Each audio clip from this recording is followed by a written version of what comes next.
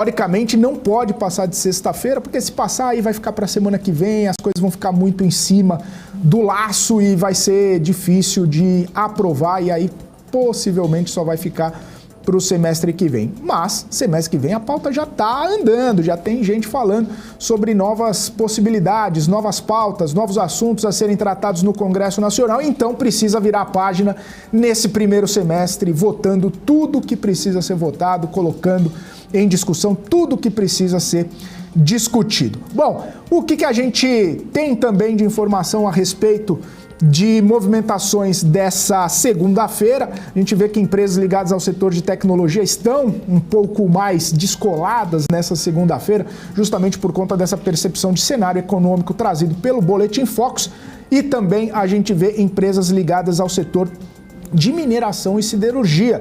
Por quê? Aí já tem toda uma retórica que o PMI industrial mais desacelerado na China vai ser necessário que a China estimule mais a economia para crescimento, e aí tem alguma movimentação ali também em Vale, em CSN, também Uzi Minas, Gerdau, enfim, uma série de empresas ligadas ao setor de mineração e siderurgia. Esse é um ponto que a gente vai discutir, obviamente, aqui com os nossos comentaristas, com o time que já está aqui preparado para essa nossa conversa. Então, já vamos trazê-los aqui. Muito boa tarde, meus caros. Boa tarde, Marcos Saravalli. Boa tarde, Alexandre Cabral. E aí, Cabral, tudo em ordem? Tranquilo, graças a Deus. Que bom, maravilha. Semana começando numa animação. Marcos Saravalli, muito boa tarde para você também. Semana começando, mês começando, semestre começando, todos positivos, né? Trimestre começando também, né, Saravalli? Trimestre começando. Que semestre, trimestre, né? Mas tá começando também, né? Muito boa tarde, Cabral. Boa tarde, Felipe. Boa Sabe que tarde tá começando também? BMC Market. BMC Market começando, o primeiro BMC Market do semestre começando agora. Exatamente. Cabral e Saravalli, tava falando aqui sobre esses PMIs, né? E na verdade a gente teve PMI desacelerando tanto na China, a gente vê PMI desacelerando globalmente, a gente vê nos Estados Unidos, até Brasil teve o PMI industrial desacelerando. A gente pode falar de uma percepção do mercado que talvez seja necessário e seja muito necessário mais estímulos lá na China, e talvez por isso a gente tenha uma visão um pouco mais de perspectiva melhor aí para essas empresas? Bom, a princípio é o que essas ações de mineração e siderurgia estão querendo precificar hoje, né? Nesse primeiro dia do semestre. Agora veremos somente notícias ruins, e as notícias ruins serão boas para o setor de mineração e siderurgia. Essa é a percepção. Até eu estava fechando os números aqui das expectativas de resultados da Vale para esse trimestre. Eles não serão bons. Não serão bons na medida relativa. Lembrando que a gente tem principalmente preço de minério, que a gente compara com o segundo trimestre do ano passado. Câmbio ok, né? De certa forma até que o câmbio no médio a gente não vai ter tanto impacto assim, mas o preço do minério é bem menor. Então, consequentemente, o EBITDA esperado da Vale no segundo trimestre em relação ao ano passado vai ter queda da ordem de 30%. Tá? Então isso todo mundo já espera. Então isso é notícia ruim. Só que a notícia boa talvez a gente não tenha, que o mercado está querendo ler hoje, talvez a gente não tenha tanta piora, né, que a minha visão, a gente talvez tenha muito mais upside daqui para frente do que downside. Ou seja, vamos esperar novos estímulos da China. É difícil acreditar que a China vai entrar numa desaceleração tão forte assim. Então é isso que o mercado está querendo comprar, além do que o Felipe falou, o cenário também dos Estados Unidos ainda bastante dividido, querendo comprar um cenário um pouquinho mais otimista. Mas é sempre aquela visão. Os números vão ser mais fracos em relação ao segundo trimestre. Depois eu posso passar aqui ao longo da semana expectativas para siderúrgicas também, que estão indo na mesma direção. Mas a Vale a gente já espera, tá, pessoal? Vai ter queda de EBITDA da ordem de 30%, isso em dólar, tá? Então a gente tem esse efeito, sobretudo no minério de ferro. Então isso já está na conta. Agora a expectativa é que tenha um segundo semestre talvez um pouquinho mais otimista. E é isso que o mercado está querendo comprar, e talvez tem um pouquinho daquela percepção que a gente comentou aqui na sexta-feira, na semana passada, aquele desânimo um pouco maior com a Petrobras, e o investidor começando a olhar, se eu for vender Petrobras, o que eu vou comprar? Eu vou ter que comprar, continuar nas commodities e continuar, talvez, olhar um pouquinho para a Vale, que ficou praticamente estagnada nesse preço atual. Então, essa é a nossa leitura, né? Vamos ter recuperação forte da Vale? Depende muito de estímulo da China. Mas olhando para esse preço da cotação em bolsa, eu vejo muito mais upside do que downside Só se a gente tivesse realmente um cenário de recessão muito forte, recessão americana, uma desaceleração muito forte da China, que o mercado não está querendo comprar. Sai um resultado ruim, né, do PMI mundial, do PMI da China, o mercado não quer ler essa notícia, quer ler justamente o inverso, que vai ter algum estímulo em algum momento, tá bom? Então, depois eu passo ao longo da semana os demais resultados siderúrgicas, mas também CSN, os Minas e Gerdau, mas de uma escala menor, também tem uma relação aí com o preço de minério, né? Tem uma parte da receita também relevante em minério de ferro, tá bom? Então já deixo o alerta aqui, porque a gente vai comentar sobre temporada de balanço daqui a pouquinho, e essa é uma das prévias que a gente vai divulgando aqui em primeira mão para quem acompanha o marketing na BMC. Já. E aí, Cabral, como que você percebe essas movimentações todas aí? Meu único medo da China é, se o nível de inadimplência que está nos balanços chineses está aumentando, quem vai comprar? Quem vai pegar esse dinheiro? Quem vai ser a pessoa que vai lá no Banco Xigeling e vai falar, e aí, me empresta 100 mil yuans? Não sei. Porque se está aumentando a inadimplência para pessoas que pegaram de dívida acima de 30 anos nos últimos balanços chineses, é que o investidor não está confiável. Se o investidor, que eu digo, o consumidor, né?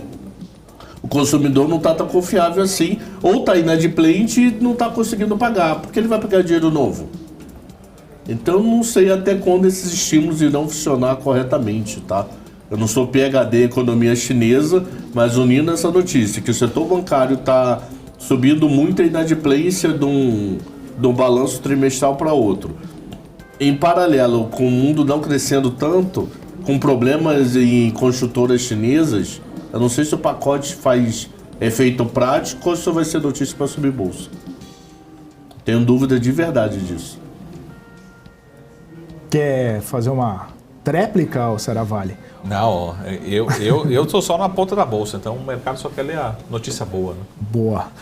Ô, Seravalli, inclusive nesse aspecto, né, olhando para a cotação agora da Vale, né, e aí tem muita gente que fala, poxa, mas nessa cotação é até difícil de ser ignorado, justamente porque, mesmo com essa queda que você comentou aí de 30%, né, no EBITDA da Vale, tem uma percepção de que com o minério de ferro no preço atual, a Vale, olhando o preço de tela hoje, ela estaria num preço de minério bem mais baixo, né? Precificando uma cotação do minério bem mais baixo, o que não abriria espaço para a Vale cair muito mais. Então a gente até percebe, né? Não sou analista gráfico, obviamente, mas olhando para o gráfico, a gente percebe que tem uma certo suporte ali que não passa, né? Chega ali, aí o pessoal começa a olhar e fala, pô, vou comprar de novo. Esse suporte é análise fundamentalista. Cai muito, começa a virar buy em tudo quanto é banco. Tem um suporte análise fundamentalista da CAD 60, repara isso. Não vem abaixo de 60, mas nem no decreto. Tá batendo 63, bate 63 aí e começa a virar buy para Gold, para JP, para Itaú, para tudo quanto é banco. É isso. Então ali, por isso que a minha opçãozinha tá ali no 63. Agora é 63, 64. Ó, a minha opção... Ano passado foi 60, em 2021 foi 55. Outros tempos, né? Outras coisas. Mas esses últimos suportes aí, Seravalli, tudo na casa dos 60. Não, mas é o consenso mesmo. Muita gente fala assim, pô, realmente esse é o consenso. Chega nos 60, eu vou encher a mão. Mas é justamente isso, perfeito, Felipe, como você falou. Chega nesses 60, como a gente estivesse precificando, perpetuando o minério de ferro lá na frente, na casa dos $70.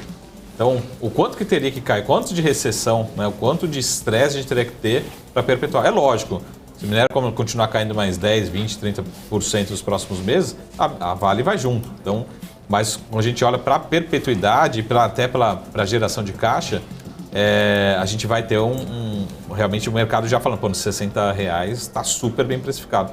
E o alerta que eu deixo também, se você fizer a comparação com o primeiro trimestre, o resultado vai ser melhor, tá? A gente está comparando o segundo com o segundo. No primeiro trimestre a gente tem evolução, inclusive de produção. Lembra que a gente falou de produção? Tivemos chuvas, paradas, produção menor no primeiro trimestre. Segundo trimestre tende a ser menor. Então, comparativamente, segundo trimestre de 23 com o segundo de 22. De novo, pessoal, esses são números nossos, expectativas nossas. Ainda estamos nas fases iniciais aí dos estudos, dos números, mas deve ser essa ordem de grandeza, tá? Não, o resultado, o pessoal fica ansioso, onde que saiu esse número, né? A Vale a Vale ainda não divulgou o balanço. Esses são números prévios aqui para quem está acompanhando ao vivo nosso BMC Market. Ao longo da semana a gente vai atualizando outros números, tá? Ela, de tempo em tempo, me corrige à vontade que eu vou falar agora aqui. Ela divulga como é que está a produção do minério antes do balanço. Primeira produção. Sim. Ela já divulgou para golpe recente ou só antes do último balanço? Geralmente ela divulga antes, mas eu não lembro. Acho que a gente não divulga antes do último balanço. A minha dúvida é, do último balanço para agora, ela já divulgou outro? Não. Geralmente o relatório de produção uns 15, ainda não saiu. 20 dias antes do resultado. Até acho que porque o trimestre encerrou agora, né? Então acho que ainda tem um tempo para... Mas não tem o relatório de produção, até preciso ver quando sai o relatório de produção, mas ainda não saiu, não. Não saiu. Ô Cabral, você que gosta de algumas relações aí, né? Eu estava vendo um relatório da XP, inclusive, é aquela famosa o famoso cenário C. Se a Vale não tivesse ido tão ruim no primeiro semestre, o Ibovespa estaria mais de 130 mil pontos, né? Claro, não é fato isso, né? É o dado que está consolidado, porque a Vale teve uma queda de cerca de 26% aí nesse primeiro semestre. Mas olhando para uma perspectiva, de repente, agora para o segundo semestre, com esse suporte aí bem desenhado, né? E chega nos 60, todo mundo começa a dar buy. Se a Vale tiver ligeira melhora na sua perspectiva, começar a comprar mais, um pouquinho de aumento de preço, a gente pode ter um rally interessante no Ibovespa, dados, né, tudo constante em temperatura e pressão, né? Quantos por cento o XP falou? O quê? Quanto 130, daria? né? 131. Daria 131. Sem a Vale, né? Se a Vale tivesse 0 a 0 melhorado um pouquinho. Ou sem a Vale. Ou sem a Vale. Sem a Vale. No índice. Então, a gente pode... Não dá não. Porque se você zerar a Vale, o índice fica com 121 mil, aproximadamente. Ele estava falando Vale em alta. Pega a Vale no ano, quanto ela caiu, vê o peso da bolsa, descobre a queda dela no ano. Essa queda do ano você transforma em zero e reincorpora dentro do índice. Daria 121 mil e pouco, 122. Sem Vale, o Ibovespa teria subido para 131 ao invés de 118. O rally aconteceu apesar da Vale, da queda da Vale de 26%. Então, nos cálculos da XP, Ibovespa teria subido para 131 mil pontos. A Vale caiu no ano 24. Se ela tem 13, 15% do índice, isso dá 3% de que ela tirou da alta. 3% da alta não transforma 118 em 130, né? 118 e 130 já tem no mínimo 10% aí, que dá 11, que daria 130. Então se eu gerar Vale, Ibov não dá 130, mas vou indo. Eu ainda tenho dúvida de China. Eu acho que para responder bem a Vale, vai ser como a reação do mercado, como a economia chinesa vai reagir para frente. Porque quando o Pedro esteve aqui, a dependência chinesa ainda é muito forte dentro da Vale. Muito, muito forte. Até que eu perguntei, e aí, como é que o mundo da Vale sem a China? É complicado. Tem um pouco de Canadá, tem um pouco de Austrália, tem um pouco de não sei o que, um pouco de não sei o que, mas eu acho que é 60% ou 70% é China. Então, se a China não voltar forte, eu não consigo ver essa Vale tão forte assim, de voltar para R$100, por exemplo. Mas é aquela patinada por volta de 60, por isso que eu vendo o put de 63. Não fica aí por muito tempo. Não, é sempre um mês para frente, né? Então eu tô vendido na 21/7, tô tomando calor de 2 centavos. Se eu zerar agora, eu perco 2 centavos. Eu vendi lá atrás, eu vendi já tem uns 10, 15 dias já. Então, minha dúvida para mim vale a economia chinesa. Quando a economia chinesa já tiver coisas PMI meio estranho, mas a Vale hoje sobe 3,19. Pô, mas no ano ela cai 20 varada, mano. No ano ela cai agora 23,80. Pode ser, detalhe, deixa eu fazer uma observação, que ela fez essa conta em relação à sexta. Se fez a conta em relação à sexta, poderia até ter sido. Pega esse 3,19 e zero. Pode até ser. Aí a queda seria 27, acho, no semestre. Isso, Aí sim, aí pode ser Os 130 mil, sim. Como é que Aí é? sim. O que eu tô fazendo? Tô fazendo a conta de agora. Com ela já subindo 3,19. Já aconteceu. Ela foi com base na sexta, sim. no fechamento do faz semestre. total sentido o índice, se ela zerar, o índice já deve ter batido 130 mesmo. Sim, reformulando a minha resposta. Então, para mim, Felipe, Vale tá muito Chile. Chile. Tá muito China. Também tá Chile, que como é que é o mundo dela de cobre? É representativo. Então ela também é muito Chile, de algum modo Mais ou ela menos, também é muito acredito, Chile. não. Eu não sei se ela tem algo no Chile. Eu nunca escutei Vale no Chile. Você pode até me falar, porra, é a maior disparada. Eu nunca escutei nada de assim, Vale é forte no Chile, na extração de cobre. Precisamos bater. Eu não sei. Mas também não. quando a gente fala de siderurgia, por que vale a China? Porque mais da metade a cada 10 toneladas de aço produzido no mundo, pelo menos 5 ou 6 são chineses. Então a China é boçal a participação de market share de siderurgia. Então não tem comparativo. O Brasil o segundo e terceiro player são bem menores. Então ela produz assim 1 bilhão de toneladas por ano. Os números são surreais. É que nem o Brasil. O Brasil é a terceira maior bolsa de agro do mundo. A primeira é Chicago, faz 70% do mercado mundial de agro todo dia.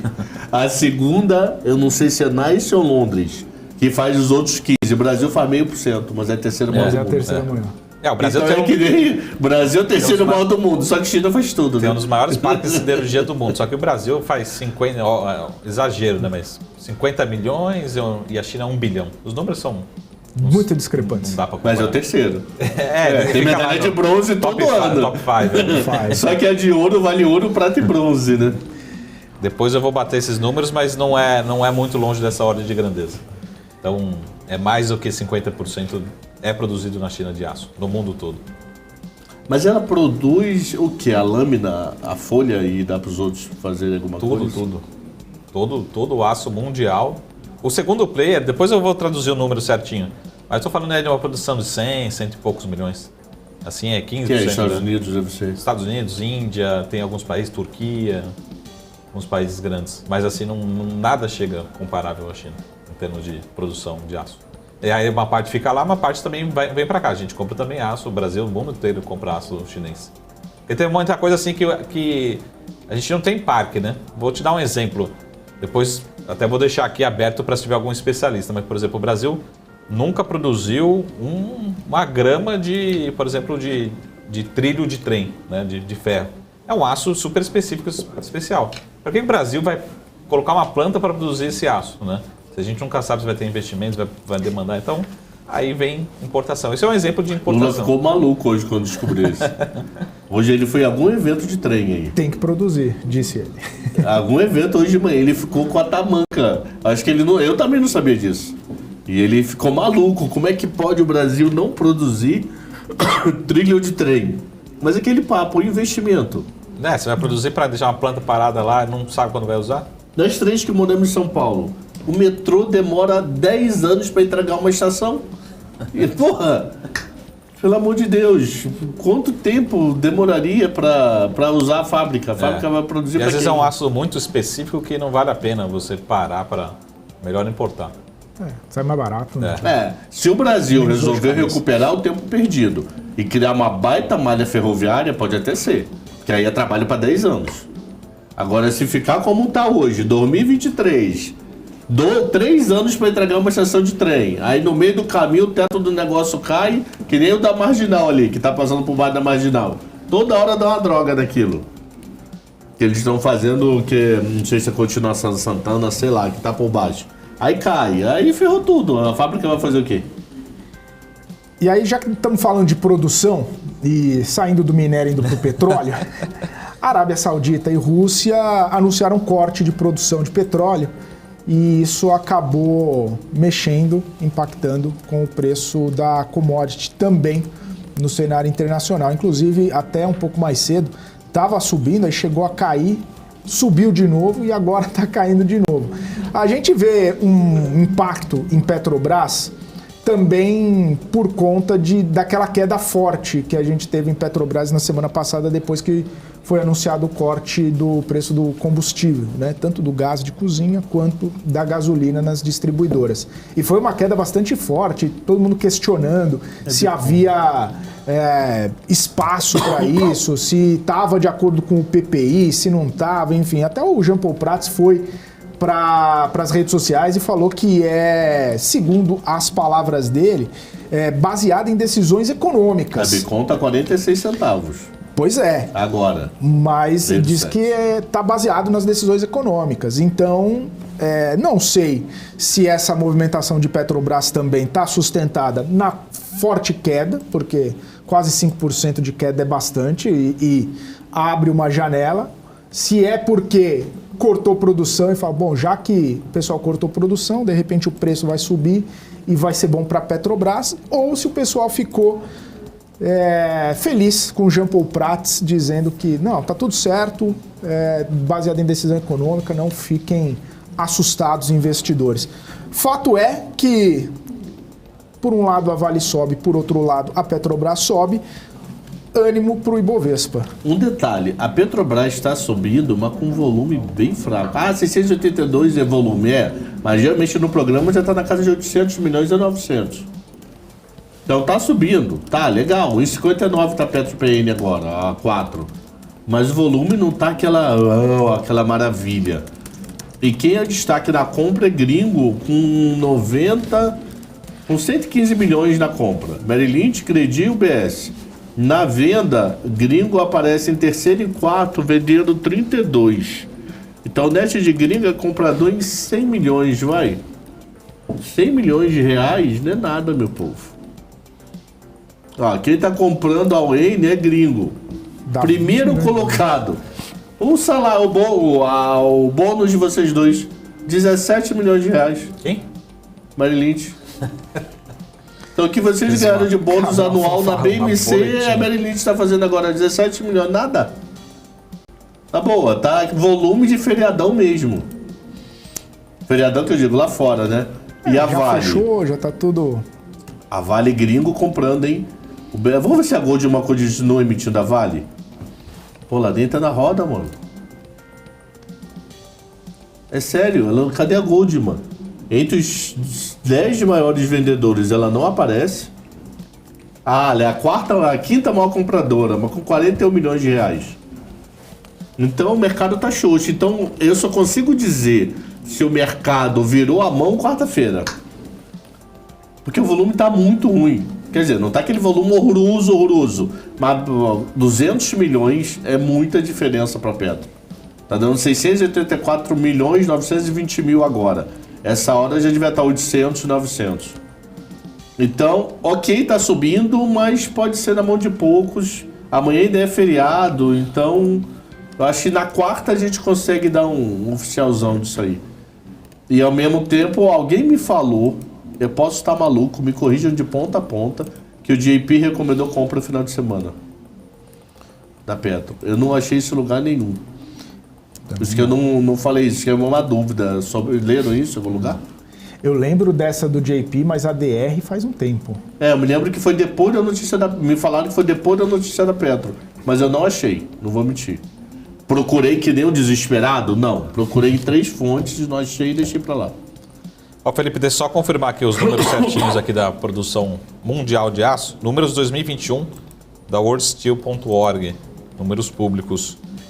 Foram produzidos quase 2 bilhões, na verdade, de toneladas de aço em 2021, 1 bilhão 951.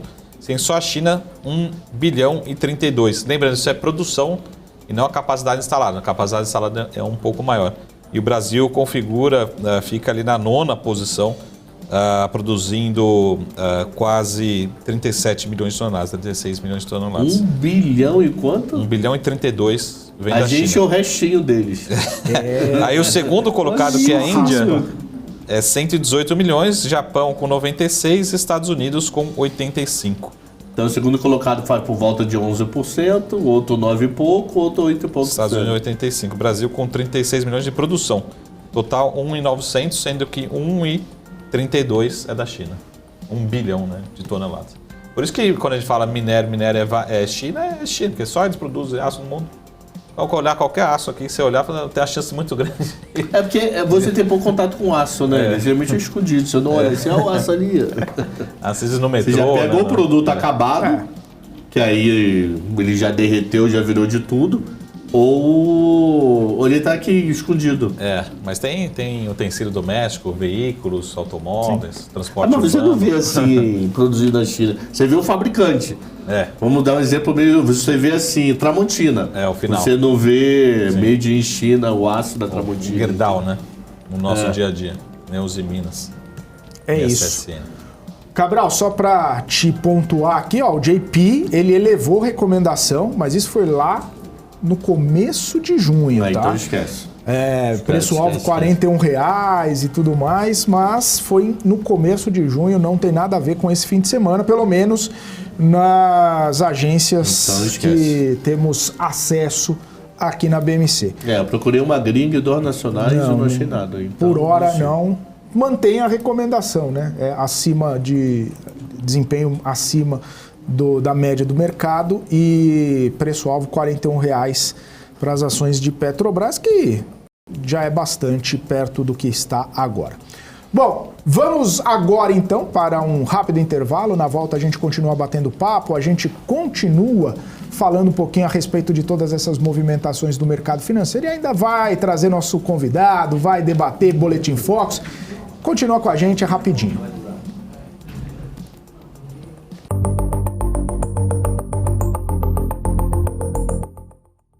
O que impacta a economia e o mercado global. Olá, muito bom dia para você que está aqui ligadinho na BMC News. Em tempo real, a abertura e a variação dos ativos na Bolsa de Valores. Notícias internacionais. Toda uma discussão aí referente à demanda chinesa. Paula Moraes e especialistas de diversas áreas te explicam os acontecimentos do dia. De segunda a sexta, às 9h30. BMC News. Informação que gera valor.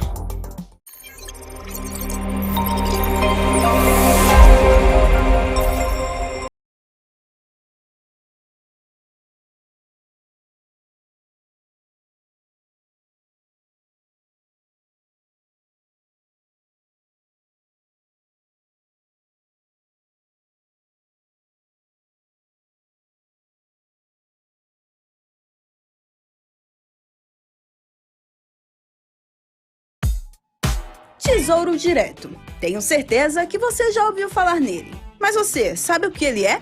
Esse é o quadro BMC Explica e o tema de hoje é Tesouro Direto. Bom, nada mais é do que um programa do governo brasileiro em parceria com a B3 que permite que pessoas físicas invistam diretamente em títulos públicos emitidos pelo Tesouro Nacional, bastando apenas ter uma conta num banco ou em uma corretora habilitada pelo Tesouro Direto. O Tesouro Nacional oferece títulos com diferentes tipos de rentabilidade, atreladas tanto à variação da inflação do país mais uma taxa real, a Selic, ou a uma taxa pré-fixada. Esses títulos são uma das formas do governo de captar recursos para financiar as atividades e projetos. Os investidores podem escolher diferentes tipos de títulos com prazos e rentabilidades diferentes. Além de acessível e de apresentar muitas opções de investimento, o Tesouro Direto oferece boa rentabilidade, liquidez diária e baixo risco de crédito. O investidor pode ficar até o final do prazo contratado ou até mesmo sair antes do prazo. No entanto, se sair antes, a rentabilidade pode oscilar, resultando ou em ganho maior do que o planejado ou até mesmo em perdas. Essa opção de investimento é de baixo risco, porque são garantidos pelo governo federal.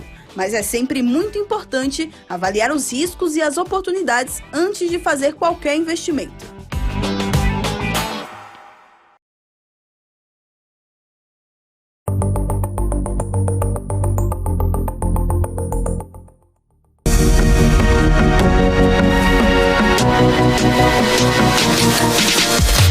BMC News. Informação que gera valor. Muito bem, estamos de volta aqui na programação da BMC News, trazendo os principais destaques, as principais informações que movimentam o mercado financeiro. Nessa segunda-feira, ao vivo, 3h04, a gente fala aqui a respeito de uma movimentação, digamos assim, nos bastidores. Alexandre Cabral e Marcos Saravalli, a presidente do Magazine Luiza, Luiza Trajano, está encabeçando um abaixo-assinado para reduzir os juros. A gente lembra no último encontro, né, que ela esteve com o Roberto Campos Neto, ela pedindo, suplicando que houvesse queda de juros, diz que ligou várias vezes e informações recentes diz que conseguiu conversar com ele, mas está pedindo o juro para baixo por meio de abaixo-assinado. Quem será que está assinando essa carta aí, Alexandre Cabral? Hoffmann, Lindenberg. Acho que não só, né? Deve ter Não, gente. parte do Pessoal do varejo, da indústria, faz. Deve estar todo mundo de olho Mas no juro baixo, eu não né? sei se assinaria, porque abaixo assinado é pressão, né? Então não sei. É que o CNI assinaria? Para ele abaixar os juros, aí é pressionar, sei lá. Não sei, eu juro que eu não sei como é que ficaria esse equilíbrio aí entre, pô, abaixa os juros aí que tá me atrapalhando, ou eu formalizar um abaixo assinado pro cara abaixar os juros, eu juro que eu não sei. Tem uma turma publicamente poderia assinar, o Steinbrück, talvez, né? É sempre agressivo. Mas eu sou da época, lembra, Cabral, do viés, né? Poderia voltar à época do viés. Pelo menos falar assim, o viés... O viés acabou com o Ilan, né? O Ilan matou o viés. Poderia falar, o viés, pô, E aí o mercado ia ficar doido, se ele ia botar viés de baixo ou não no último. Então, e agora é a interpretação, né? Mas para Trajano poderia escrever assim, ó, se eu for fazer alguma coisa na próxima reunião, ou eu mantenho abaixo, o viés é de baixo. Né? Mas aí ainda está muito aberto, Saravalli. Deixar ou mantém ou abaixo, ela vai falar, não, mas manter não pode. Manter não pode. Porque, na verdade, o viés originalmente foi feito com o objetivo de reunião extraordinária. De poder de reunião antecipado. ordinária. Então, mas aí já... quando ele botava viés, ele estava indicando que a qualquer momento ele podia cair junto. Aí a Trajano... Inclusive agora. Aí a Trajano ia agradecer. Pô, quer dizer que pode vir antes, hein? Ó, o viés tá aí, ó. Mas assim, muito viés foi Armínio Fraga. Uma dúvida. Precisaria convocar a reunião do Conselho Monetário? Conselho Monetário não, do Comitê de Política Monetária do Banco Central? Convocava e ele já convocava com a resposta. O pessoal falava. Já convocava. Então já convocava, vamos cair. Tá bom. Se reunia, vamos. Aí oficialmente convocava, aí o mercado travava, que às vezes convocaram no meio do nada, 3 horas da tarde. Então. Aí o mercado inteiro travava e falou, ó, qual vai ser a decisão? Não dava mais emoção, assim? Dava, era muito melhor, maluco. Melhor do que ter que ficar esperando até agosto. Eu entendo. Tudo pra mim tinha que ser de dia. Não tinha que ser nada de 6 horas da tarde, tinha que ser igual os Estados Unidos e Europa. Tinha que sair de dia. O Roberto Campos tinha que dar cara a tapa assim que acabou o negócio. Igual o Powell. Roberto Campos ou quem tiver no poder lá, tinha que dar cara a tapa. Então tudo com o mercado aberto. Ah não, agora o compliance tem que ser à noite. Ah, que maneira à noite, mano. Pô, eu era tudo a favor do nada. Maneiro, o Banco Central ligava. Avisa em 2. Vocês sabem o que é avisa em 2? O quê? Avisa em 2? Não. Não, então dá tempo pra contar? Vai lá, rapidinho. Do nada você tava lá no mercado, não sei o que, pronto. Avisa em 2 do Banco Central. As mesas paravam, era silêncio. Banco Central, em 2 minutos você dá um recado. Não parava, eu juro, parava. Moeda de juros e de dólar parava. Isso é uma boleta. O mercado travou. Avisa em 2. Aí 2 minutos depois ele vinha. Ele tava vendendo dólar, comprando dólar, vendendo título, comprando título. E quando avisa em 2, depois ele chegava. Desculpa, avisa errado. Maluco, eu só queria socar Banco Central.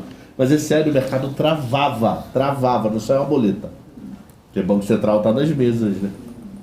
Mas não. Agora ele marca leilão pro dia seguinte, 10h30. Ah, muito chato isso, mano. Muito Se eu assumisse BC, a mesa que o maluco vai assumir agora, ia tocar o terror nessas mesas. Né?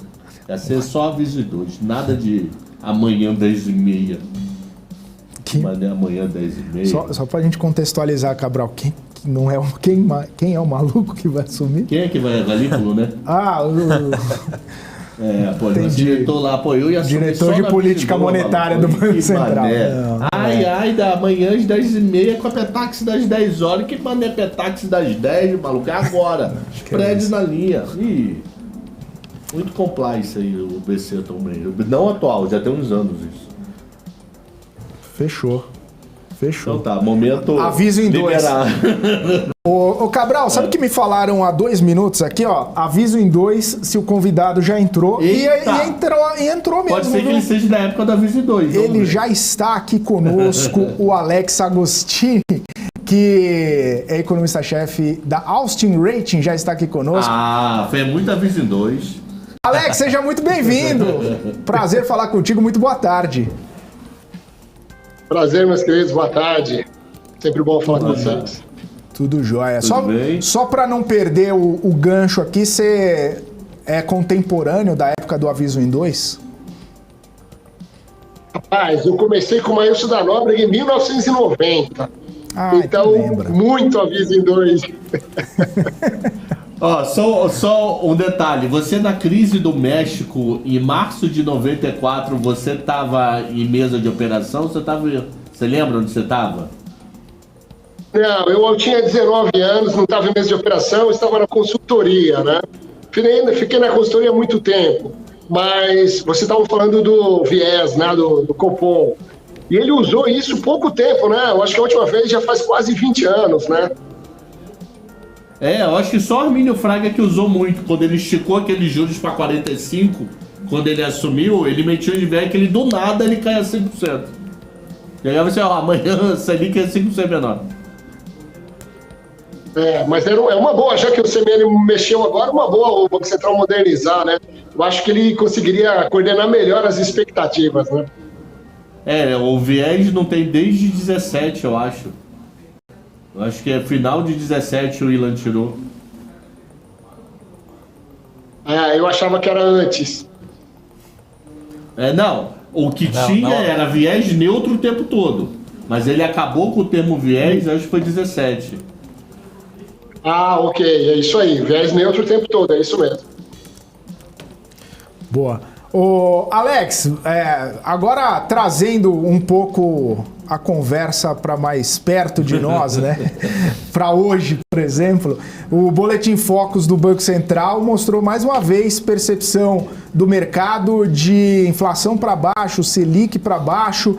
Queria saber como que você encara esses dados aí, justamente porque a gente já está, né, nessa perspectiva de um ambiente, né, econômico um pouco melhor aqui para o Brasil, diante, inclusive, dos últimos indicadores, né? Você acredita que essas revisões vão ser mais constantes? A gente vai continuar com essas revisões para baixo aí desses 2 indicadores?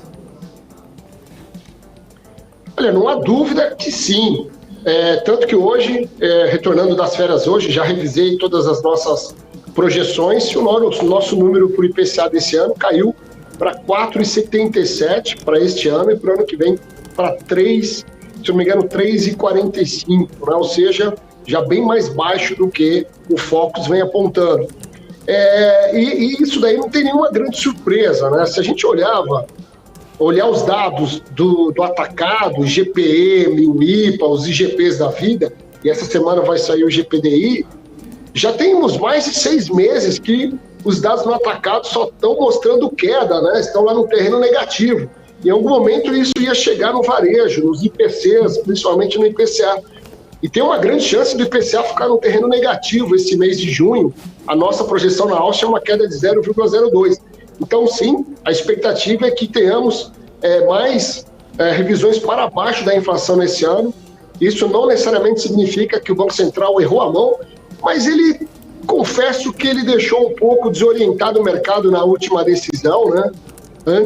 Lá no comunicado, não na ata, no comunicado, né? Porque logo depois, a gente viu ali algumas matérias na mídia, depois da decisão do Copom, que tinha muita gente achando que ele não cortava esse ano, muita gente achava que cortava em setembro. Quer dizer, não tinha uma convergência, né? Porque ele não foi muito claro. E depois com a ata, sim, ele foi mais claro e convergiu, justamente porque agora tem essas condições claríssimas, né, de iniciar já um processo de queda, atividade econômica melhorando, a própria taxa de câmbio melhorando em sentido de valorização, isso reduz a pressão de preços administrados, como por exemplo combustíveis.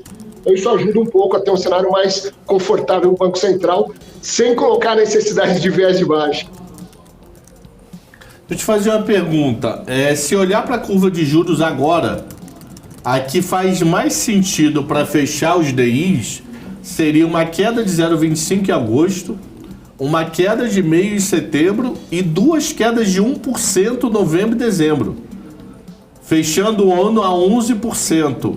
Tá exagerado? O mercado tá pedindo demais na cabeça do parcimônia?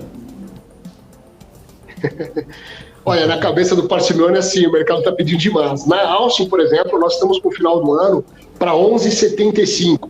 Então seriam 4 quedas de 0,5 ponto, iniciando agora em agosto. Sinceramente, olhando o perfil dessa composição do Banco Central, do Copom, desculpa, e esse perfil mais austero, né, da gestão do Banco Central, eu acho difícil essa mudança de queda de juros com 0,25 meio e pisando no acelerador. Eu acho pouco provável, mas de fato para fechar nessa curva seria a decisão dessa forma. Pode ser que ele queira molhar o pé ali na água para sentir a temperatura colocando 0,25. Na verdade, eu acho que começa a ter um consenso que os juros começam a cair em agosto. A dúvida por hora, 0,25 meio. A Austin acredita em 0,5 ponto, porque senão daqui a pouco o Banco Central fica atrás da curva, né? A velocidade de revisão para baixo nas projeções, ela aumentou nas últimas 2 semanas, né? Tá acelerando mais forte a queda, justamente porque a atividade econômica já sente, né, os efeitos mais severos dessa política monetária restritiva. Lembrando que 0,25 ou 0,5 ponto é só um ajuste na curva futura de juros, né? Porque em termos práticos ali no dia a dia, vai ser difícil a gente voltar a acelerar a atividade econômica como deveria, como se esperava antes. Mas, claro, uma expectativa de 2,2% do PIB para esse ano está sendo uma surpresa muito positiva, muito boa. O Alex, muito boa tarde. A pergunta está falando sobre deflação agora nos próximos meses. E a gente teve, no finalzinho de semana passada aqui, até a gente acompanhando aqui no mercado, a reação das ações da Petrobras, tiveram redução, ali de certa forma uma surpresa. Só que, até por conta das redes sociais, o Cabral deve passar por isso também, muita gente manda e fala, pô, mas no posto de combustível onde eu vou, tá aumentando os preços, né? Então, a expectativa é o que nas suas projeções vai trazer essa deflação? E segunda pergunta, será que a gente pode ter novas reduções, novas quedas de preço de diesel, de gasolina aí para frente daqui, enfim, os próximos 30 dias, até para compensar mais, né, essa reoneração? Olha, analisando, de fato, aliás, uma curiosidade, eu também fiquei surpreso. Eu abasteci na sexta-feira a R$ 4,85 o litro aqui na minha cidade, em Osasco, e no sábado eu fui abastecer, estava a 5,19. Exato. Eu falei, mas o que aconteceu? Bom, vamos lembrar que em São Paulo houve recentemente um anúncio da mudança da alíquota do ICMS incidente sobre combustíveis e a queda anunciada da Petrobras não foi sentida ainda, né? Então, só um pequeno ajuste, eu acho que mais focado aqui em São Paulo. Bom, o cenário, claro, olhando a taxa de câmbio valorizando, a expectativa é de novos reajustes para baixo no preço dos combustíveis. Cenário internacional de preço de combustível, de preço de petróleo, é moderado para baixo, ou seja, a estabilidade com queda, tirando alguma eventualidade ali nas questões relacionadas à Ucrânia e Rússia, que já estão um pouco no preço. A dúvida era a China e Estados Unidos, parece que já foi colocado na mesa, apertaram as mãos, esse risco diminuiu dessa tensão geopolítica. O que vem pela frente? Hoje um dia morno nos Estados Unidos, porque amanhã tem o feriado de 4 de julho. Se eu não me engano, na quarta-feira tem a ata lá do FONC.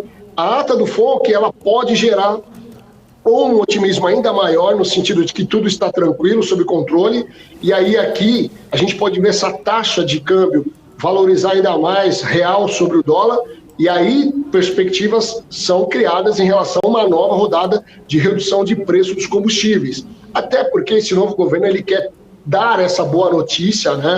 E ele quer se firmar nessas indicações que são mais sensíveis ao cidadão comum, né? Não esses que estão operando o tempo todo, que sabem que tem riscos maiores aí no cenário. Então, sim, a chance hoje é de redução muito mais de queda de combustíveis do que de alta, pelo menos contextualizando hoje, né, o cenário. Alex, você estava falando aí sobre esse cenário, né? E a gente começou falando inflação e taxa de juros. Mas outra percepção também do mercado é crescimento de produto interno bruto. Inclusive, hoje acabou de sair uma matéria sobre o secretário do Ministério da Fazenda falando que a pasta deve mudar, né? Deve rever a perspectiva de crescimento entre 2,5% e 3%. Está acima, inclusive, do que o mercado está esperando. Como que você vê essa possibilidade, inclusive, de crescimento nessa casa, né? Um crescimento importante se vier nessa magnitude, digamos assim. Olha, todos os indicadores que foram divulgados até o momento, de fato, eles surpreenderam para cima. Estão vindo melhores do que o esperado. Quando cai menos do que o estimado, e quando sobe, tem subido mais do que o estimado, considerando a mediana de mercado, né? Então, ou seja, de fato, isso promove reajustes para cima na expectativa de crescimento do PIB. Eu lembro que no final de maio nós tivemos uma reunião com o Haddad, com o Seron e também com o secretário de Política Econômica, que agora me falhou o nome dele, o Guilherme Mello. E naquele momento, o Haddad estava muito mais otimista, falando em torno de 2% para cima, e o Guilherme Mello estava mais contido, falando em 1,6% de alta do PIB. Na Austin, por enquanto, nós estamos com 1,4%. Mas, de fato, já algumas semanas, os indicadores vêm surpreendendo e tem um viés de alta nas revisões, nas projeções realizadas do PIB, principalmente por conta de serviços que têm vindo melhor do que estimado inicialmente. A gente achava que o serviço ia sofrer um pouco mais, porque a expectativa era o mercado de trabalho desacelerar e um pouco mais para o chão, né, dada essa conjuntura mais restritiva da política monetária, e não foi o que aconteceu. Os últimos dados de emprego vêm mostrando uma forte resiliência, então isso ajuda muito o setor de serviços, que representa 2/3 do PIB, então não há dúvida que as projeções serão revistas para cima, ficando muito mais próxima dessa de mercado, 2,2%. Agora, é claro que se o mercado revisar para 2,5%, o governo e a Haddad vão revisar para 3%, 4%, né? E o inverso é verdadeiro. Quando é para baixo, o governo revisa com uma moderação maior, né? Então, faz parte, se tivesse lá, eu jogaria para o time, seria uma revisão maior. Mas hoje, a realidade é, de fato, um PIB mais próximo de 2% no Brasil, o que é muito longe, né, daquilo que a gente vem observando da média dos últimos 10 anos, que é apenas 0,6%. Porém, ainda aquém daquilo desejado para um país emergente do tamanho do Brasil, que deveria ser um crescimento de, no mínimo, 3,5% ao ano. O Alex, uma pergunta até que a gente viu na semana passada do setor automobilístico. Fez um pedido, conseguiu o pedido, fez o segundo pedido, conseguiu novamente. E a pergunta é, o quanto que o governo pode fazer, ou tem espaço para fazer, para outros setores? Eu estou lembrando aqui, até vem da rede social, do setor de linha branca, né? Podemos esperar para outros setores, linha branca, linha marrom, enfim, algo parecido? Os outros setores vão começar a pedir? O que a gente pode esperar? E qual que é a reação para nós aqui, né? O mercado pode receber bem no lado da atividade, pode receber mal, enfim. Como é que você vê esse tipo de estímulo setorial, né, que a gente está vendo muito no setor automobilístico? Olha, de fato, há uma necessidade muito grande do governo tentar estimular a economia para amenizar ou neutralizar esses pontos negativos. Agora, vale lembrar que nós temos ainda algumas situações que precisam ficar mais claras. Por exemplo, o Lira, né, o presidente da Câmara dos Deputados Federais, disse que eles vão avaliar essa semana o arcabouço fiscal e também a reforma tributária. Eles querem votar isso até o dia 17 de julho, quando é o período entram depois no período de recesso no Congresso Nacional. Avaliando esses dois, a possibilidade de aprovação da reforma tributária e também do arcabouço fiscal, tem ainda a questão ali do voto de qualidade do CARF, né, mas é uma outra situação. É possível, sim, que o governo tenha melhores condições de avaliar para agosto uma nova rodada de estímulos com concessões ou mesmo algumas medidas para estimular o setor de linha branca. Porque não é só na indústria, mas também na parte do varejo, né? E, aliás, essa é uma demanda dos varejistas, né? Não é só juros baixos, mas também é ter ali algum estímulo. Primeiro, nós temos um nível de endividamento das famílias muito alto. e uma renda ainda média muito baixa, ainda que vem crescendo nos últimos meses, mas ainda a renda média no Brasil é muito baixa. Então, não é uma questão de demanda reprimida, né? É uma questão de disponibilidade de renda e de potencial de consumo, que está inibido por conta desse nível de endividamento elevado. Então, o primeiro momento foi aquele programa do governo chamado Desenrola, que ele quer liberar famílias que estão no cadastro único e também algumas famílias que têm ali endividamento, estão com o nome negativado até R$100. Aí depois renegociar a dívida para aqueles que têm até 2 salários mínimos com uma dívida de R$5.000. Em parte, isso também ajuda. Então, percebe que o governo já está, de alguma forma, adotando algumas medidas que vão impactar no setor de linha branca. Mas é pouco, o setor quer mais. Só que eu acho que virá mais ajuda, ou pelo menos mais condições de conseguir ajudar o setor a partir de agosto, com a definição da reforma tributária e do arcabouço fiscal. Por quê? A gente ainda tem uma situação de descasamento fiscal muito grande. A expectativa para o déficit fiscal para esse ano está ali em torno de 80 bilhões, se eu não me engano, para o resultado primário consolidado do governo, né? Governo central em torno de 100 bilhões. Então ele precisa ter maior clareza, porque a conta não vai fechar no final do ano, então ele precisa ter maior clareza para poder fazer essas concessões. Hoje, ele não tem condições, né? Agora, uma curiosidade, só para concluir, as montadoras falaram, olha, estamos com o pátio cheio, né? Mas é meio controverso, né? Se você pede para poder entregar o veículo para o cidadão e você quer comprar um veículo e está dando um tempo médio de 60 dias, né? É controverso isso, acho que eles precisam rever a posição delas. Alex, se eu tirar uma dúvida contigo, como você voltou de férias agora, eu vou te contar uma história que eu não sei se ainda chegou para você. Saiu o PNAD sexta. E PNAD sexta, ele veio com 8,3 de desemprego 90 dias. Eu acho que é maio, abril, março, se eu não me engano. Eu acho que era esse número. Só que quando você abre por dentro e compara com o trimestre anterior, a quantidade de pessoas trabalhando é igual. Então, quer dizer, diminuiu a PNAD porque as pessoas não estão procurando emprego. E não porque as pessoas arrumaram emprego.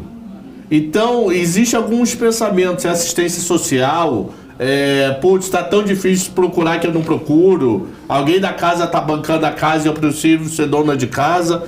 Como é que está a cabeça de vocês para esse ano em relação ao desemprego? Tanto o PNAD como o CAGED, por favor. Olha, apesar de estar de férias, a gente não consegue desligar, né? O tempo todo, as informações, é muito interessante, né? Ontem eu estava reunido com meus primos, aí todo mundo quer falar ou de futebol ou de economia, né? É muito interessante isso. Mas é bom também, porque a gente percebe que as pessoas estão envolvidas, né? Isso afeta o dia a dia delas. E a PNAD, eu cheguei a olhar, e de fato, o que acontece nessa situação? A gente tem um aumento do desalento. Aquelas pessoas que, por algum motivo, ou elas acreditam que nesse momento não vão conseguir emprego, então elas acabam saindo dessa pesquisa, né? Ou seja, sai ali da população economicamente ativa. Então você tem uma relativa melhora, ainda que seja uma queda menor, um aumento menor do desemprego, né? Essa é uma falsa sensação de melhora. É claro que a taxa de desemprego ela pode também aumentar em momentos de bonança. Ou seja, quando todo mundo tem a sensação de que vai conseguir emprego, vai aumentar a PEA, mas a capacidade de geração de emprego do país é menor do que, naturalmente, o volume de pessoas que entram na PEA. Então, você aumenta a taxa de desemprego em momento de recuperação econômica. Não é o caso. Claro, nós ainda temos um cenário até relativamente otimista com emprego, menos com a renda. A renda deve continuar um pouquinho de lado, crescendo um pouco. Mas o emprego, a gente tinha uma expectativa menor para o ano, ou seja, uma geração de emprego menor, que vem surpreendendo. Então, o emprego ele vai começar a andar de lado nesse segundo semestre, porém ainda com situações um pouco mais positivas, porém muito menos do que o primeiro semestre.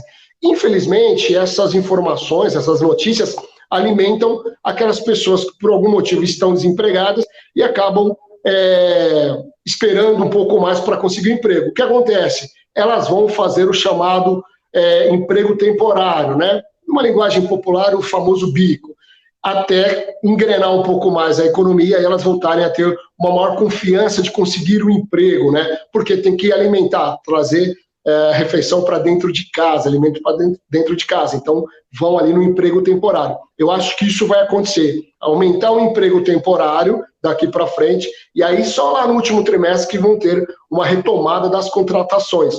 Então, de novo, por um lado, o governo sabe disso e ele tem esse programa Desenrola para tentar melhorar a perspectiva para o segundo semestre. Mas as empresas querem, para poder voltar a acelerar para investimentos, elas querem ter maior clareza dessa reforma tributária. Porque a gente sabe que no Brasil, historicamente, reforma tributária é para elevar, né, a carga tributária. Vamos esperar para ver o que vem pela frente.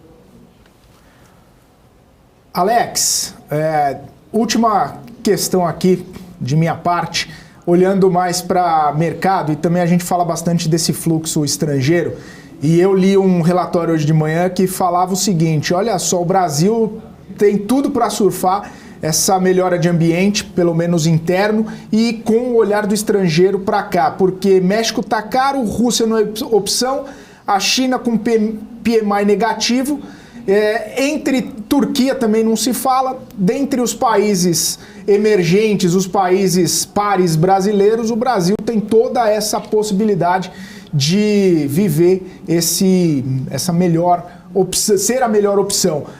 Como que você está vendo essa possibilidade para a gente engatar mais uma pernada aí de alta, mais um ralizinho de alta, junto com um ambiente interno bom e olhando o ambiente externo também propício para o investidor estrangeiro alocar em Brasil? Olha, quando a gente analisa, né, a história do Brasil recente, nos últimos 10 anos, a média de crescimento dos países emergentes, incluindo o Brasil, dá ali os seus 3,5%. Quando a gente tira o Brasil, aumenta para 4,5% de alta na média dos últimos 10 anos. Então, o Brasil é uma âncora no crescimento dos emergentes, né? Sempre para baixo. Quando a gente olha o crescimento dos países desenvolvidos, que naturalmente deveriam crescer menos que o Brasil, eles cresceram 1,2%, ou seja, o dobro da média do Brasil, que foi só 0,6%. E a média global, portanto, foi 3%. Então, quando a gente olha, o Brasil sempre tropeça nas próprias pernas. Qual é o grande problema do Brasil? A política sempre atrapalha a economia e deveria muito mais contribuir. A gente basta olhar 2015 e 2016. O mundo crescendo e o Brasil recuando. Foram os 2 piores anos dos últimos 90 anos, né? 2015 e 2016, com queda seguida do PIB. Só lá em 1931 e 32 que houve 2 quedas seguidas do PIB, né? Então, olha o quanto o Brasil se esforça para não dar certo, né? E sempre a gente olha a questão política, que é sempre aquilo que emperra, seja por uma insegurança jurídica ou seja por um custo Brasil muito elevado.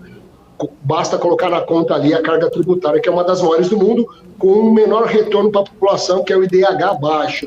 Mas, quando a gente olha os fundamentos do Brasil para o investidor internacional, o Brasil tem condições de pagar todo o seu passivo externo líquido e ainda sobra recursos. O que eu quero dizer? O risco do Brasil em moeda estrangeira é baixo, né? O Brasil tem capacidade de honrar todo o seu passivo externo líquido. Só que, claro, o estrangeiro olha para cá e vê o presidente da República numa queda de braço com o presidente do Banco Central, que tem uma autonomia de jure, ele olha e fala, cara, aqui tem alguma coisa estranha, ele fica preocupado. Ainda que a diferencial de juros seja bastante elevado, e ainda que recentemente uma agência internacional tenha melhorado a perspectiva do Brasil, passando para positiva. Ou seja, os fundamentos são sólidos no que diz respeito à capacidade de pagamento em moeda estrangeira, e eu acho que isso atrairia o investidor estrangeiro. Qual é o outro lado da moeda que isso acaba deixando o estrangeiro mais cauteloso? O lado político, que a gente nunca sabe o que sai da cartola, e claramente a questão fiscal, que sempre eles tentam ali fazer uma contabilidade criativa, né, herdado lá do Guido Mantega, e aí, claro, vem o governo e começa a lotear as estatais com os companheiros, tudo isso gera uma certa preocupação. Mas eu não tenho dúvida que hoje a gente tem condições concretas dessa relação câmbio, que é um termômetro dessa perspectiva do investidor internacional, fica muito mais perto, por exemplo, de 4,50 do que voltar para 5,50. Hoje o cenário é esse, mas são fundamentos sólidos que já vêm há muito tempo, né? Então acho que o que precisa é o Brasil agora olhar para uma questão mais austera do equilíbrio fiscal, e nessa reunião que eu comentei do Haddad no final de maio, ele se demonstrou muito comprometido, muito fiscalista com isso. Eu acredito que a gente pode ter uma melhora nesse segundo semestre agora. Mas, de novo, se o governo e o Congresso puder atrapalhar menos, a gente consegue fazer a lição de casa. Tá certo, Alex. É rapidinho, sim ou não? Passa essa semana o arcabouço? Passa. Tá, então tá bom. Já ficamos um pouco mais tranquilos. Obrigado, Alex. Passa porque os ajustes já foram feitos. Sim, falta só definir ali se volta ou não volta o que passou no Senado. Obrigado, Alex, mais uma vez pelo seu tempo, sua disponibilidade. Uma ótima semana para você. Até uma próxima.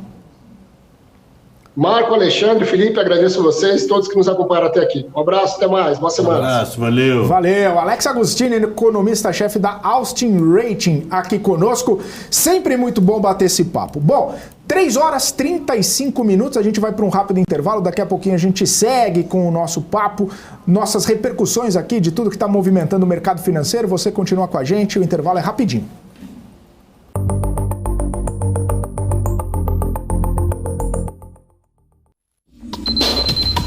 O que acontece no mercado financeiro no Brasil e no mundo está na BMC News. São 24 horas de programação para ajudar o investidor na melhor tomada de decisão. Independência e jornalismo sério. Não estamos plugados em nenhuma instituição financeira. Isso nos dá liberdade de levar a informação sem nenhum viés, sem conflitos de interesse. Ser a ponte entre as notícias, empresas, especialistas e os investidores. Tudo de uma forma dinâmica e com uma pitada de bom humor. Informação que gera valor, você sempre vai encontrar na BMC News.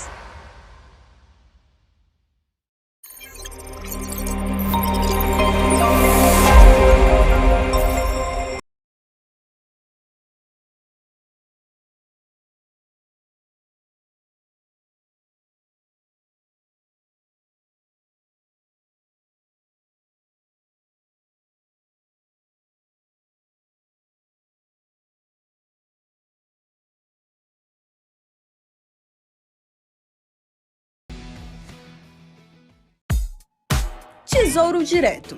Tenho certeza que você já ouviu falar nele. Mas você sabe o que ele é? Esse é o quadro BMC Explica e o tema de hoje é Tesouro Direto. Bom, nada mais é do que um programa do governo brasileiro em parceria com a B3 que permite que pessoas físicas invistam diretamente em títulos públicos emitidos pelo Tesouro Nacional, bastando apenas ter uma conta num banco ou em uma corretora habilitada pelo Tesouro Direto. O Tesouro Nacional oferece títulos com diferentes tipos de rentabilidade, atreladas tanto à variação da inflação do país mais uma taxa real, a Selic, ou a uma taxa pré-fixada. Esses títulos são uma das formas do governo de captar recursos para financiar as atividades e projetos. Os investidores podem escolher diferentes tipos de títulos com prazos e rentabilidades diferentes. Além de acessível e de apresentar muitas opções de investimento, o Tesouro Direto oferece boa rentabilidade, liquidez diária e baixo risco de crédito. O investidor pode ficar até o final do prazo contratado ou até mesmo sair antes do prazo. No entanto, se sair antes, a rentabilidade pode oscilar, resultando ou em ganho maior do que o planejado ou até mesmo em perdas. Essa opção de investimento é de baixo risco, porque são garantidos pelo governo federal. Mas é sempre muito importante avaliar os riscos e as oportunidades antes de fazer qualquer investimento.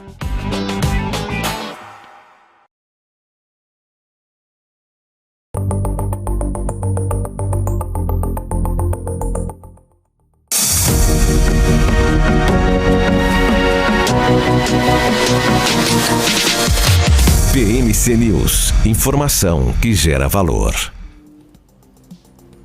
Muito bem, de volta aqui na nossa programação BMC Market ao vivo, nessa segunda-feira, 3 horas e 38 minutos, seguindo aqui com repercussões do mercado financeiro, bolsa subindo 1,36%, tentando, viu? Mas tentando chegar nos 120 mil pontos, mas ainda não conseguiu nessa segunda-feira. A gente estava falando, Saravalli e Cabral, com o Alex Agostini aqui sobre os dados do Boletim Focus, e claro que tem a percepção dele, tem a visão, né, de como essa melhora dos indicadores e as expectativas do Focus acabam mexendo com a expectativa do mercado também. Eu queria saber a opinião de vocês, né? Como que vocês viram, já que não falamos sobre isso com vocês aqui, como que vocês viram essas revisões de expectativa, essas projeções do mercado no Boletim Focus? Diga lá, meus caros. Começa você, porque acabei de compartilhar a tela para eles prepararem lá, que eu quero mostrar aquela sequência de Excel, Boa. Que nem eu faço toda vez. Eu ainda tenho aquela visão. Tinha gente que, até como vimos aqui, né, o pessoal da Ativa, não comprava a redução de juros em agosto, começou a comprar em agosto, 25. Já tem gente começando a pedir e-mail, começar a precificar e-mail. Até a próxima reunião, se continuarem com essas revisões, Boletim Focus, toda semana, basicamente o que a gente espera no Boletim Focus segunda-feira? Redução das expectativas de inflação para 23 e 24. Se a gente continuar nessa tendência, daqui até a próxima reunião do Copom, ouso a dizer que vai ter mais economistas, né, talvez o mercado precificando uma queda de 0,5 e vamos ter alguns, lógico, agressivos, não espero que seja o cenário, mas vamos ter alguns mais agressivos pedindo além de meio ponto, esperando, na verdade pedindo não, melhor usar a palavra, esperando uma queda adicional superior a meio ponto, ou seja, entre 0,75 e 1%, até como a gente já sabe que tem alguns economistas, não é muito isolados, são outliers, são casos específicos, mas já tem gente pedindo. Então temos argumentos, e aquilo que eu falei, o mercado veio precificando, e aí a gente reforça assim, segundo semestre, o que está na conta? Eu acho que está na conta, mas entendam, pessoal, o quanto que mudou rapidamente nessas últimas semanas. Hoje, acho que o mais pessimista espera 12% no final desse ano. E hoje, até o Alex está falando, acho que o mais otimista aqui já está esperando esse ano quedas muito fortes, de superiores a 2%, mais próximo de 3% ainda esse ano, queda esse ano, né? Então, é isso que eu acho que ainda não está na conta, que o mercado vem revisando e colocando expectativas mais otimistas para a inflação. Toda semana é o mesmo recado, né? Segunda-feira, a única certeza que a gente tem, Boletim Focus é segunda, revisão para baixo de inflação. Revisão para baixo de inflação. Eu lembro, você falou Mas ficou um tempão sem rever para baixo, hein? Você falou do Héctor, eu lembrei, ele falou, mas eu não estava precificando queda agora, mas o Banco Central falou que vai cair, não tem como brigar com ele. Eu ainda vi um podcast que foi lá domingo, eu, ele e o Álvaro. Ele falou, até 8 horas, até 7 horas e 59 minutos da terça eu postava em abril. 8 horas, 0 minuto e 0 segundo. Eu passei a postar em agosto porque o cara falou que vai baixar em agosto. O que eu vou dizer que não? Ele que decide. Vou brigar com ele. Eu não baixaria. Ele botou todos os argumentos dele. Falei, vem cá, por que você não baixaria? Ele explica tudo no podcast de ontem. Não baixaria por causa disso. Mas se ele está dizendo que vou baixar, acabou a minha opinião. Tem que considerar dele. É aquele papo, né? Eu não tenho que escolher a melhor ação, eu tenho que escolher, além da somente a melhor ação, eu tenho que escolher a melhor ação e que os outros também acham que é a melhor ação, né? Teoria do jogos, né? do Keynes, né? Só eu achar que vai... do Keynes lá, não adianta só eu achar que vai subir, todo mundo tem que achar que vai subir, entendeu? Vamos lá, então. Então vamos lá, compartilha a tela aí, Renata, por favor, Gabriel. Então isso daqui é atualizado, o IPCA... Previsão 23, 24 e 25. Notícia boa, mais uma queda, né? Então nós agora estamos trabalhando abaixo de 5%. Curiosamente, esse 4,98 já estava semana passada, para quem mandou somente nos últimos dias, mas não estava no oficial. A oficial ela era de 5,06.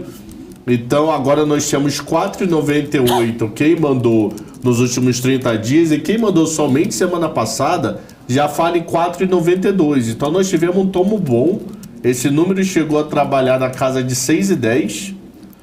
Na verdade 6,01, perdão. 6,01, 6,05 e agora... Eita nós, fale 4,98. Eu não duvido que isso entre para dentro da meta. Meu único receio é entrar dentro da meta com uma parte dessa meta sendo canetada. O que fizeram o Petrobras sexta-feira não é a Bicom, né? O que fizeram o Petrobras sexta-feira tem horas que assim, um leve cheiro de Dilma, mas seguindo. Para 2024, melhorou mais ainda também, agora 3,92 e quem falou somente semana passada 13,90. Mas eu acho que a grande notícia não foi 23 nem 24, foi 2025. que o Kantchuk falou várias vezes, ele já repetiu em outra entrevista, que acha que BC não cai quando ele não tiver a 3,50. E ele veio para 3,60. Esse número trabalhou em 4% muito tempo esse ano.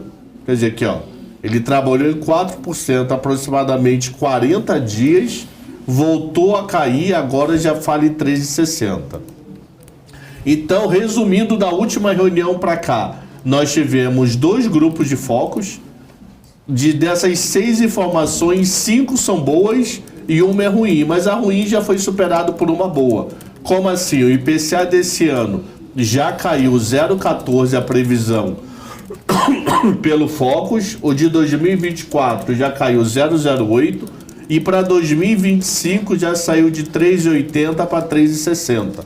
Então, se a gente tiver que criar aquela tabelinha lá de notícias boas e ruins, a semana, em relação ao Focus, só tem notícia boa de ponta a ponta.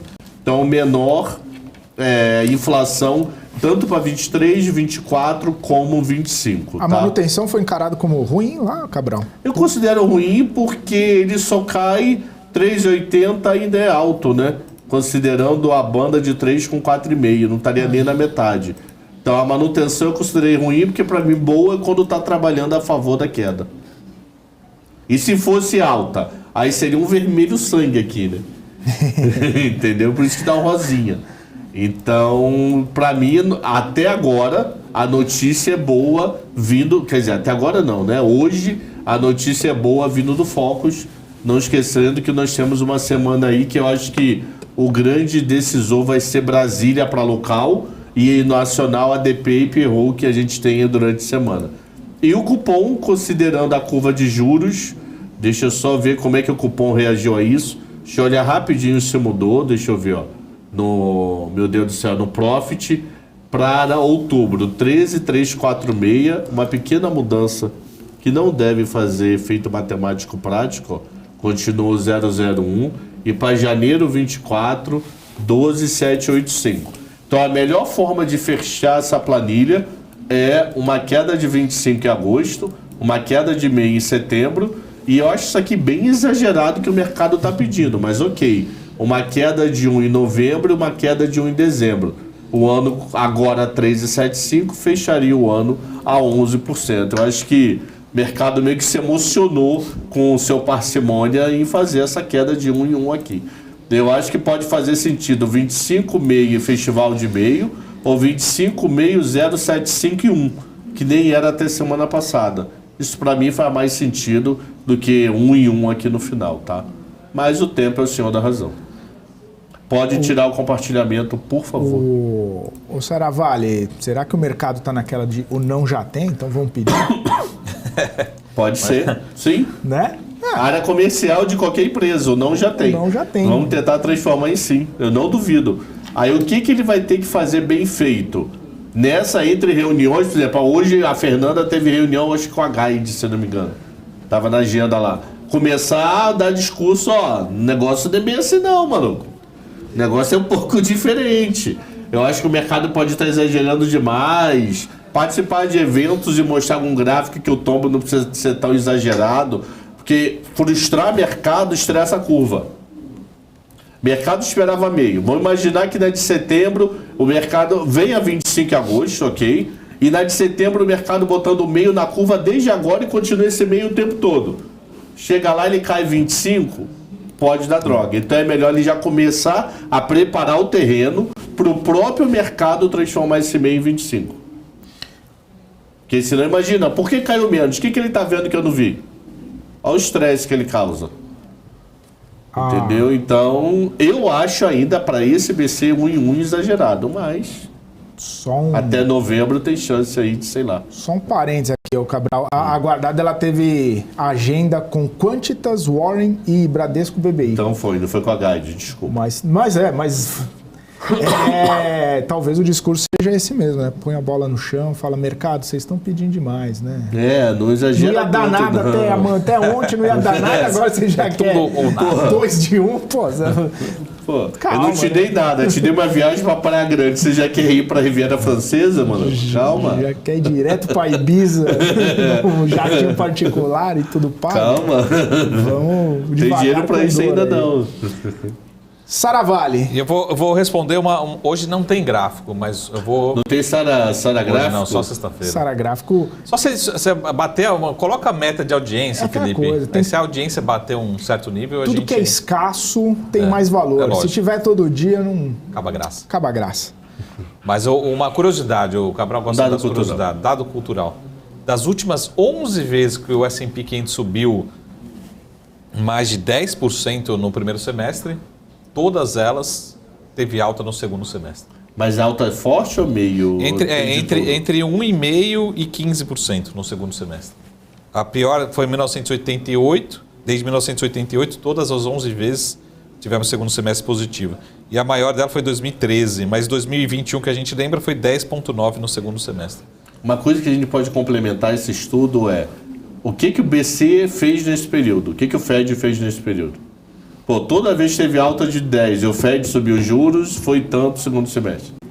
Fechar um pouco mais a amostra. A maioria, desde a 2000 e... Pegar anos aqui, o Banco Central não fez nada, né?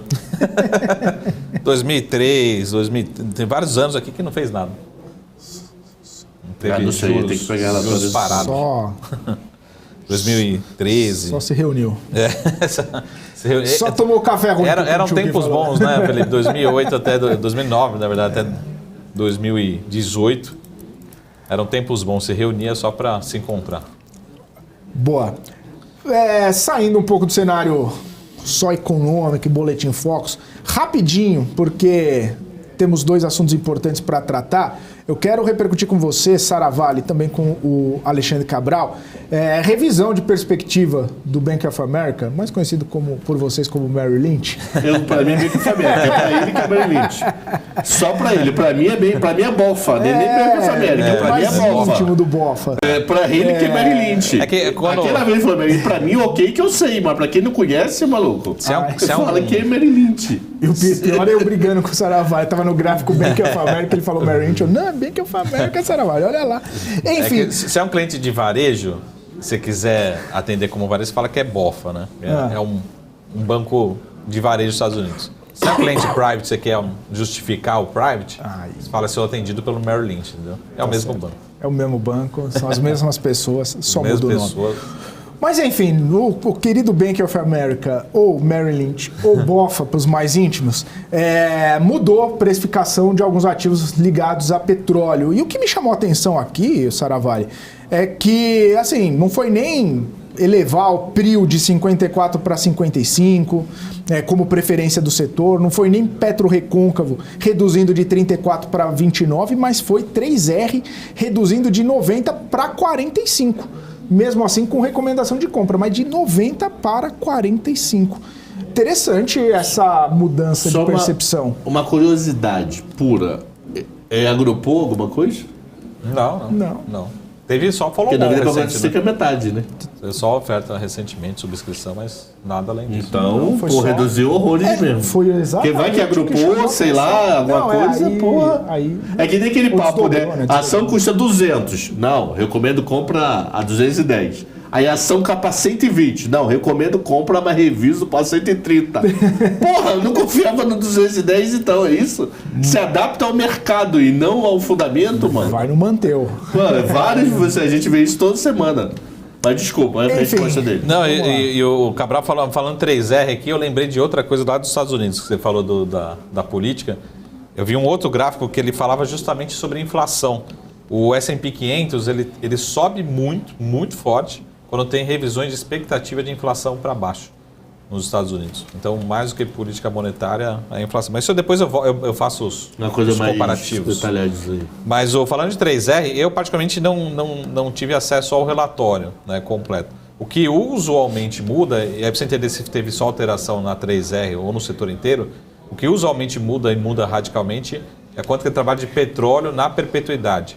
Então imagina que assim, no começo de 2000, no meio da guerra ali, né, no começo da guerra da Ucrânia, a gente teve revisões assim de $150. A gente falava que E aí você trabalhar com aquele número, né, de 100, 120 doses na perpetuidade, ou seja, os próximos 5, 10 anos vai ficar acima de 100 doses. Se você revisar isso, fala, não vai chegar para cima de 90 em hipótese nenhuma, no cenário de 80, 75, isso dá uma mudança muito forte nos valuations. É 80 mesmo, Saravalli. É. Passou a percepção de 88 para 80.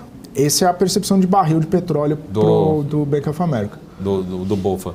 Então, grande parte disso, aí precisa entender, tem um efeito macro, né, uma revisão do cenário macro grande, né, e também provavelmente também tem uma revisão grande do micro aí, não é só macro. Ou seja, eles estão falando assim, a empresa não vai entregar completamente essa curva de produção esperada, enfim, diversos fatores, ou não com essa rentabilidade, mas você vê que tem um efeito grande da curva de perpetuidade longo prazo do setor, porque provavelmente como é um banco muito grande, esse é um estrategista que só passa o cenário de petróleo mundial. O analista tem que pegar esse cenário, incluir no micro dele, né, na projeção micro e falar, eu trabalhava com 90, agora tem que ser 80, então tem que revisar muito minha projeção.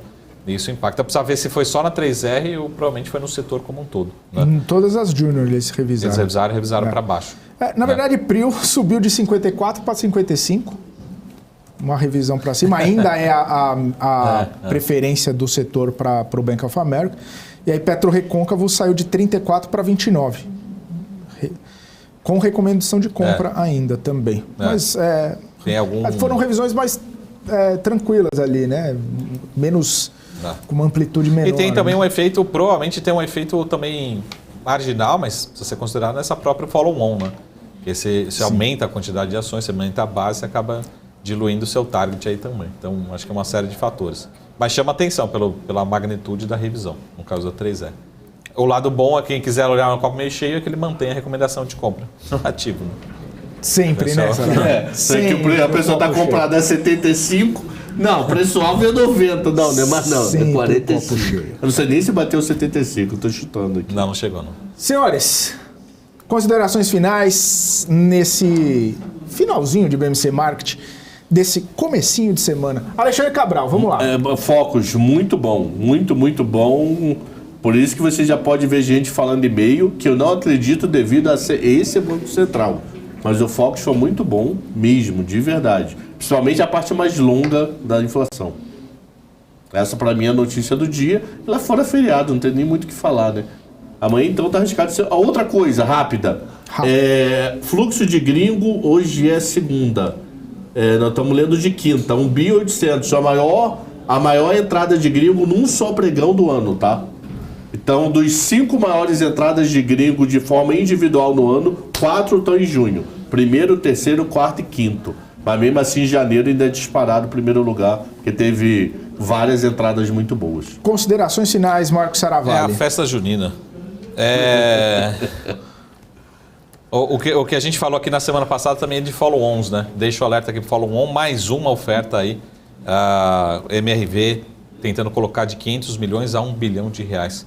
Aí traz pressão para o papel, pessoal. Se você quiser evitar, uma forma de evitar isso, olha os papéis que estão provavelmente muito próximo da máxima de 52 semanas.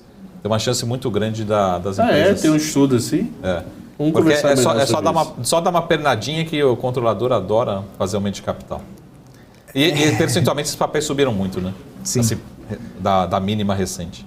Fechou então, senhores. Valeu, Cabral, valeu, Saravalli. Amanhã estaremos juntos novamente a partir das 2h30 da tarde. E claro, contando com você que está sempre aqui na nossa audiência. Obrigado pela audiência, obrigado pela companhia, obrigado pela participação. Você acompanha sempre a gente aqui na TV, também no Profit da Nelogica, nos nossos canais da internet e também no nosso portal. E fique sempre aqui com a gente para ficar muito bem informado ao longo do dia com tudo que acontece no mercado financeiro. Vou ficando por aqui, volto amanhã 2h30 da tarde. Forte abraço, tchau, tchau.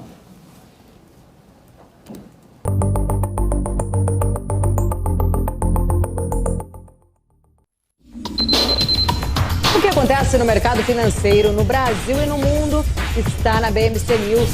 São 24 horas de programação para ajudar o investidor na melhor tomada de decisão. Independência e jornalismo sério. Não estamos plugados em nenhuma instituição financeira. Isso nos dá liberdade de levar a informação sem nenhum viés e sem conflitos de interesse. Ser a ponte entre as notícias, empresas, especialistas e os investidores. Tudo de uma forma dinâmica e com uma pitada de bom humor. Informação que gera valor, você sempre vai encontrar na BMC News.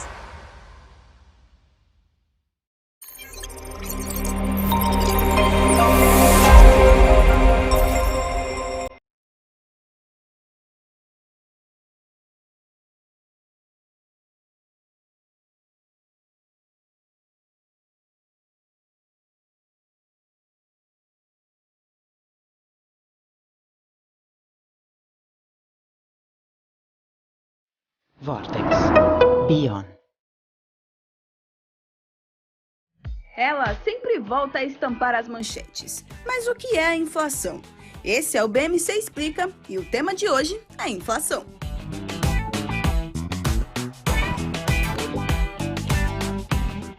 Basicamente, é a redução do poder de compra causada pelo aumento dos preços de produtos e serviços generalizado e persistente.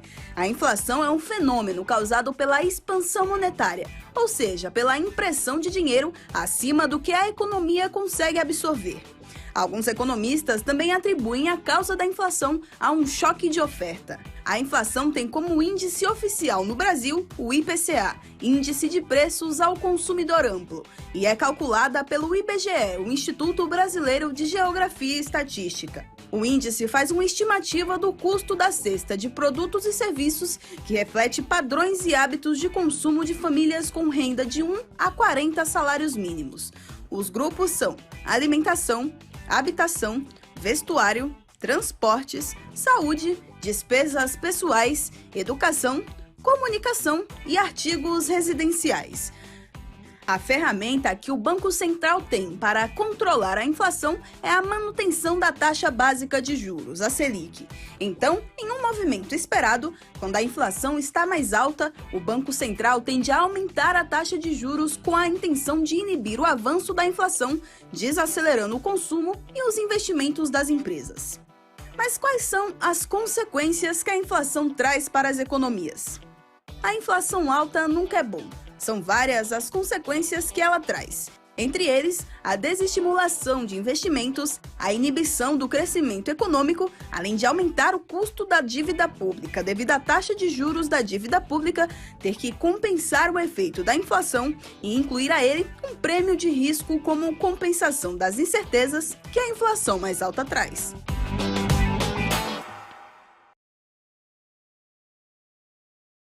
O que impacta a economia e o mercado global. Olá, muito bom dia para você que está aqui ligadinho na BMC News. Em tempo real, a abertura e a variação dos ativos na Bolsa de Valores. Notícias internacionais. Toda uma discussão aí referente à demanda chinesa. Paula Moraes e especialistas de diversas áreas te explicam os acontecimentos do dia. De segunda a sexta, às 9h30. BMC News. Informação que gera valor.